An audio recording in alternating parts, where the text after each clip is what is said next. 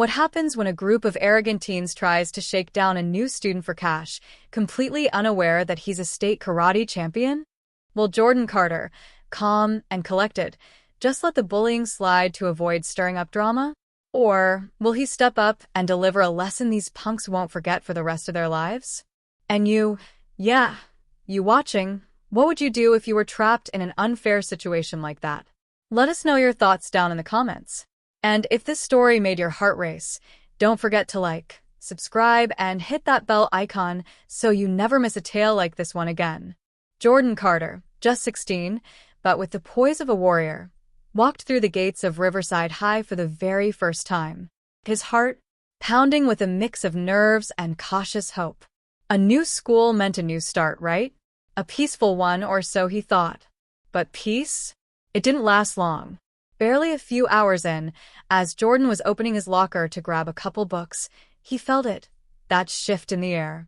A shadow loomed over him. 3 students swaggered up like they owned the place. Leading them was Derek Simmons, a bully with a buzz cut and a cocky smirk, rocking a basketball jacket like it was some sort of royal robe. Flanking him were his shadows, Mike and Tyler. Lackeys. Followers. The kind who laugh hardest when someone else gets hurt. "Hey, kid," Derek said, voice laced with sarcasm. "You new here?" He gave Jordan a little shove against the locker, like testing the waters. Jordan turned calmly, nodded. "Yeah." "First day." "Well then, there's a rule around here," Derek sneered. "Newbies pay a protection fee. $100 a month. Consider it insurance. You don't pay, things get rough." He even patted Jordan's shoulder like he was doing him a favor. Can you believe that? But Jordan didn't flinch, didn't panic. He'd seen this kind of act before, fake tough guys puffing out their chests, mistaking intimidation for strength. What Derek and his crew didn't realize was that Jordan wasn't your average quiet kid. He was a state karate champion. And not just any champ. He trained under one of the most respected fighters in the region. Jordan gave a small smile, casually closed his locker, and said coolly, "I don't have any money, and I definitely don't need your protection." Derek's smile faded. "What did you just say?" he snapped. For a brief second, Jordan's fists tightened, the reflex of a trained fighter. But then, his mom's voice echoed in his mind. "Strength isn't for hurting. It's for protecting. Control your anger, always." So Jordan inhaled slowly, then let it go. No fight. Not yet.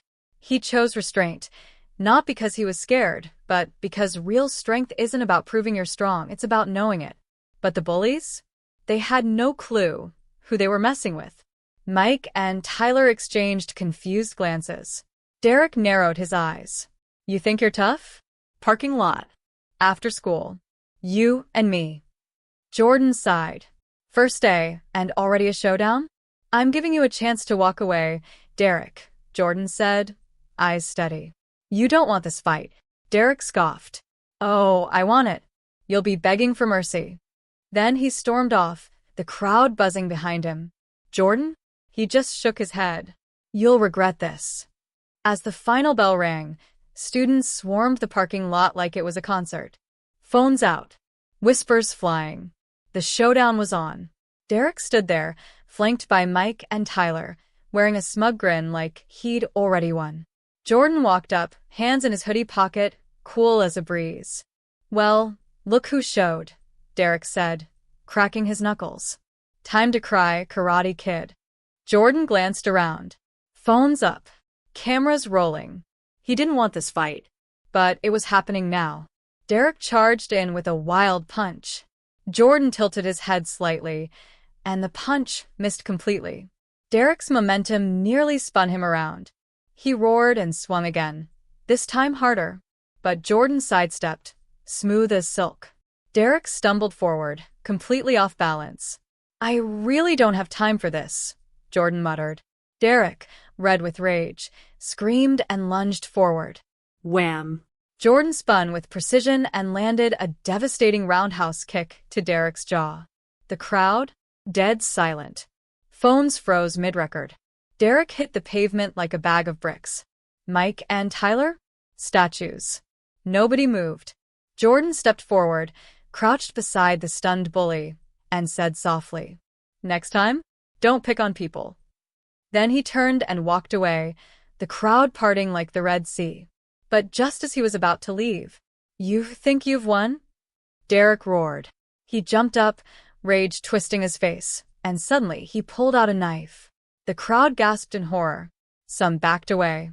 Others kept filming, unable to look away. Jordan didn't panic. He just let out a tired breath. "Put the knife down, Derek." "Shut up," Derek screamed, charging with everything he had. At the last second, clang. Jordan twisted Derek's wrist, and the knife hit the ground. "Arg!" Derek cried out, but before he could move again, bam! A clean strike to the gut knocked the wind out of him. Jordan leaned in close, his voice low. "You already lost. Don't make it worse." Derek wheezed, speechless. Mike and Tyler rushed forward and dragged him away. Jordan picked up the knife and handed it to them. "Take it. And tell him, next time, he might not get off so easy." A teacher suddenly arrived, and the crowd scattered like birds. "What's going on here?" Jordan just shrugged. "Nothing, sir. Just a small misunderstanding." Later that night, Jordan tossed his backpack on the couch and sat down with a heavy sigh. He didn't like fights. Not one bit. But what worried him more now? Those videos. The ones the students recorded. If they hit the internet, things could get messy fast.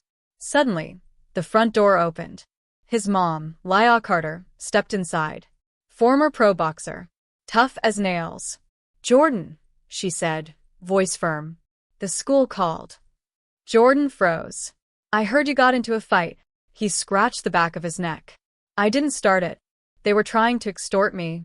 One of them even pulled a knife." Leah narrowed her eyes. Then she nodded. "I believe you. But you know the rule." Jordan swallowed. "Downstairs." Now. He didn't argue.